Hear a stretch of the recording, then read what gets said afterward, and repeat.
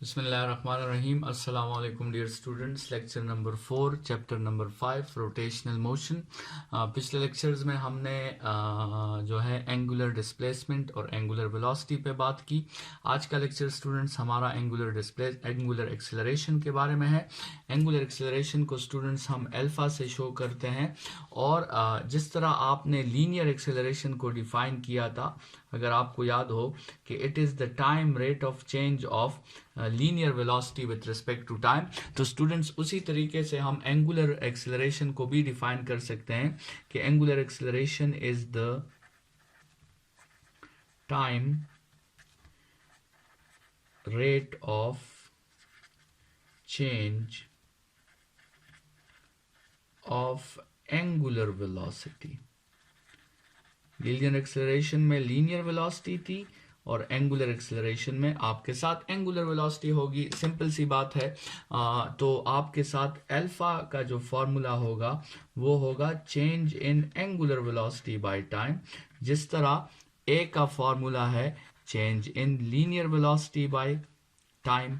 ठीक है स्टूडेंट्स, अगर आपको याद हो तो हमने एक्सेलरेशन का यूनिट जो लिखा था दैट वाज मीटर्स पर सेकंड स्क्वायर।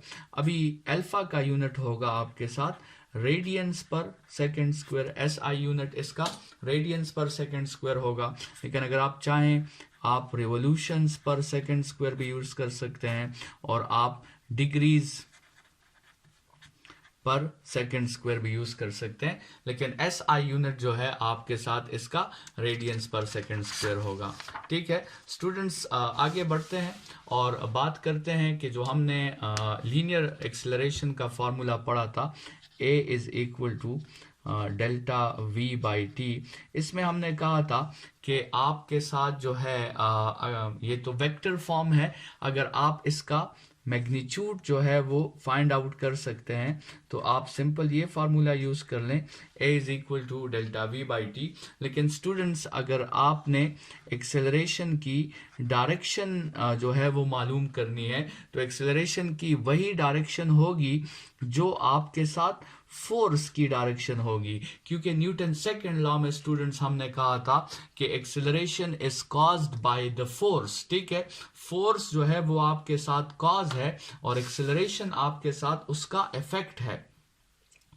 तो एक्सेलरेशन का अगर आपने मैग्नीट्यूड फाइंड करना है तो वो तो आप डेल्टा वी बाई टी कर सकते हैं, लेकिन अगर आपने एक्सेलरेशन की डायरेक्शन फाइंड करनी है तो स्टूडेंट्स एक्सेलरेशन की वही डायरेक्शन होगी आपके साथ जो आपके साथ फोर्स की डायरेक्शन है। यही डिस्कशन स्टूडेंट्स हम अल्फा के लिए भी कर सकते हैं। अल्फा का जो आपके साथ फॉर्मूला है change in omega by time, तो अगर आपने अल्फा का मैग्नीट्यूड फाइंड करना है तो वो तो चलें आप ये फार्मूला यूज कर लेंगे कि alpha is equal to change in omega by time.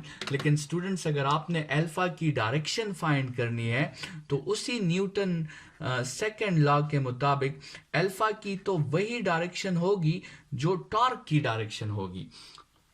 तो लेट्स सपोज फोर्स की डायरेक्शन में लीनियर एक्सेलरेशन प्रोड्यूस होती है, टॉर्क की डायरेक्शन में एंगुलर एक्सेलरेशन प्रोड्यूस होती है। मतलब अगर स्टूडेंट्स टॉर्क अगर आपके साथ एंटी क्लॉकवाइज होगा तो वो जो एक्सेलरेशन प्रोड्यूस करेगा वो एक्सेलरेशन भी आपके साथ फिर एंटी क्लॉकवाइज होगा, और अगर टॉर्क आपके साथ स्टूडेंट्स क्लॉकवाइज होगा तो फिर वो जो एक्सेलरेशन प्रोड्यूस करेगा वो भी आपके साथ क्लॉकवाइज होगा। ठीक है स्टूडेंट्स, तो अल्फा का मैग्नीट्यूड भी आपको मालूम होना चाहिए और अल्फा की डायरेक्शन का भी आपको पता होना चाहिए कि अल्फा की डायरेक्शन हमेशा वही डायरेक्शन होती है जो आपके साथ टॉर्क की डायरेक्शन होती है। स्टूडेंट्स अल्फा की डायरेक्शन के बारे में आप कुछ और डिस्कशन भी कर सकते हैं और वो डिस्कशन हमने एक्सेलरेशन लीनियर एक्सेलरेशन में भी हमने वो डिस्कशन की है। वो सबसे पहले मैं आपको लीनियर एक्सेलरेशन वाली डिस्कशन रिपीट कर देता हूँ तो फिर आपको इस अल्फा की वो डिस्कशन करते हुए जो है कंफ्यूजन नहीं होगी। स्टूडेंट्स हमने कहा था कि जब चेंज इन वेलोसिटी आपके साथ पॉजिटिव हो, चेंज इन वेलोसिटी आपके साथ पॉजिटिव हो, मतलब आपके साथ स्पीड जो है वो क्या कर रही हो, वो इंक्रीज कर रही हो, तो उस वक्त एक्सेलरेशन को स्टूडेंट्स हम पॉजिटिव एक्सेलरेशन कहते थे। ठीक है। और हमने ये भी पढ़ा था कि जब चेंज इन वेलोसिटी नेगेटिव हो, मतलब आपके साथ स्पीड जो है वो डिक्रीज कर रही हो, तो उस वक्त एक्सेलरेशन को हम नेगेटिव एक्सेलरेशन कहते थे, या उसे हम रिटार्डेशन कहते थे, या उसे हम डिसेलरेशन कहते थे। स्टूडेंट्स वही डिस्कशन यहाँ पे भी है।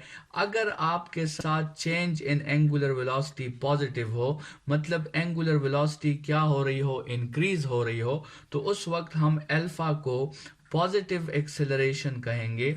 और अगर आपके साथ चेंज इन वेलोसिटी जो है वो आपके साथ नेगेटिव हो, माइनस में हो, मतलब एंगुलर वेलोसिटी जो है वो डिक्रीज कर रही हो, तो उस वक्त हम अल्फा को नेगेटिव एक्सेलरेशन कहेंगे। तो आप जो है अल्फा के लिए भी पॉजिटिव और नेगेटिव के साइंस यूज कर सकते हैं, लेकिन वो चेंज इन ओमेगा पे डिपेंड करेंगे। अगर चेंज इन ओमेगा पॉजिटिव है तो अल्फा भी पॉजिटिव होगा, अगर चेंज इन ओमेगा नेगेटिव है तो अल्फा भी आपके साथ नेगेटिव होगा। स्टूडेंट्स ये हमारी बात हो गई अल्फा पर। अब हम आते हैं और रिलेशन डिस्कस करते हैं between a and alpha. relation between A and alpha। Students इससे प्रीवियस लेक्चर में हमने एक रिलेशन निकाला था, V is equal to r omega. ठीक है, इसी रिलेशन को हम डिवाइड कर देते हैं, dividing both sides by time. ठीक है, तो आपके साथ आ जाएगा v by t is equal to r omega by t. तो v बाई टी आपके साथ लीनियर एक्सेलरेशन है, r अपनी जगह पे, और ओमेगा बाई टी आपके साथ एंगुलर एक्सेलरेशन है। तो आपके साथ रिलेशन आ जाएगा a is equal to r alpha. Students इसमें भी वही डिस्कशन के आपको नहीं लगता कि ये a भी एक वेक्टर क्वांटिटी है, अल्फा भी एक वेक्टर क्वांटिटी है, आर भी एक वेक्टर क्वांटिटी है, तो क्या ऐसा नहीं लगता कि this product is a cross product? मतलब हम इसको ऐसे भी लिख सकते हैं कि a is equal to alpha cross r. तो a is equal to alpha cross r is the main relation. Otherwise इसका सिंपल फॉर्म जो होगा, अगर आप थीटा में 90 पुट कर दें तो फिर इसका ये फॉर्म आ जाएगा कि a is equal to r alpha. तो स्टूडेंट्स हमने पिछले लेक्चर्स में और आज के लेक्चर के साथ कम्बिनेशन में जो है वो 3 क्वांटिटीज डिस्कस कर ली हैं, एंगुलर डिस्प्लेसमेंट, एंगुलर वेलोसिटी, और साथ में हमने एंगुलर एक्सेलरेशन जो है वो डिस्कस कर लिया है। स्टूडेंट्स अगर हम जो है इन सब बातों को जल्दी से रिवाइज कर लें तो हमने जो है मेनली कुछ लिंक्स पढ़े हैं। वो लिंक्स हमने पढ़े हैं between linear and angular quantities, और उनमें से पहला लिंक जो था वो हमारे साथ s is equal to r theta है। दूसरा लिंक हमारे साथ जो था वो v is equal to r omega है। तीसरा लिंक जो हमारे साथ था वो a is equal to r alpha है। और एक चौथा लिंक है स्टूडेंट्स जो हम आगे पढ़ेंगे, और वो है l is equal to r p, जो कि रिलेशन है लीनियर मोमेंटम के दरमियान और एंगुलर मोमेंटम के दरमियान। और स्टूडेंट्स हमने इन सब लिंक्स में ये बात की है कि ये असल में स्पेशल केसेस हैं। मतलब असल में ये फार्मूला कुछ इस तरह है कि s is equal to theta cross r, और ये दूसरा फार्मूला कुछ इस तरह है कि v is equal to omega cross r, और ये तीसरा फार्मूला कुछ इस तरह है कि a is equal to alpha cross r, और ये चौथा फार्मूला कुछ इस तरह है कि l is equal to r cross p. ठीक है, तो मतलब ये रिलेशंस जो हमने पढ़े ये सारे के सारे एक्चुअली क्रॉस प्रोडक्ट्स हैं, लेकिन हम इसके स्पेशल केसेस जो हैं वो डिस्कस कर रहे हैं। स्टूडेंट्स एक दफ़ा मैं आपको फिर बता दूं कि एंगुलर क्वांटिटीज जो भी आपने समझने हैं, चाहे वो एंगुलर डिस्प्लेसमेंट है, चाहे वो एंगुलर वेलोसिटी है, चाहे वो एंगुलर एक्सेलरेशन है, आप उससे पहले उसके लीनियर एनालॉग पे अपने आप को जो है उबूर हासिल करें, उसको समझें, तो फिर उस एंगुलर क्वांटिटी को समझना आपके लिए बहुत आसान होगा। सिर्फ एक फ़र्क, एक प्रोमिनेंट फ़र्क जो लीनियर क्वांटिटीज़ और एंगुलर क्वांटिटीज़ के दरमियान है, वो फ़र्क आपके साथ यही है कि लीनियर क्वांटिटीज़ की डायरेक्शन किसी भी तरफ हो सकती है, लेकिन एंगुलर क्वांटिटीज़ की हमेशा सिर्फ दो ही डायरेक्शंस होती हैं। या तो कोई एंगुलर क्वांटिटी आपके साथ क्लॉकवाइज होता है, या कोई एंगुलर क्वांटिटी आपके साथ एंटी क्लॉकवाइज होता है। स्टूडेंट्स, कल का जो हमारा लेक्चर होगा, इससे नेक्स्ट लेक्चर, वो हमारा होगा यूनिफॉर्म सर्कुलर मोशन पे, requirements for uniform circular motion, जिसको हम सेंट्रीपिटल फोर्स कहते हैं। सेंट्रीपिटल एक्सेलरेशन पे बात होगी, और सेंट्रीपिटल फोर्स और एक्सेलरेशन के डोमेन में बहुत सी इंटरेस्टिंग बातें हैं, वो बातें डिस्कस करेंगे। मैथमेटिकल फॉर्म्स डिस्कस करेंगे, सेंट्रीपिटल फोर्स का लीनियर फॉर्म डिस्कस करेंगे, सेंट्रीपिटल फोर्स का एंगुलर फॉर्म डिस्कस करेंगे, उसका स्केलर फॉर्म डिस्कस करेंगे, उसका वेक्टर फॉर्म डिस्कस करेंगे।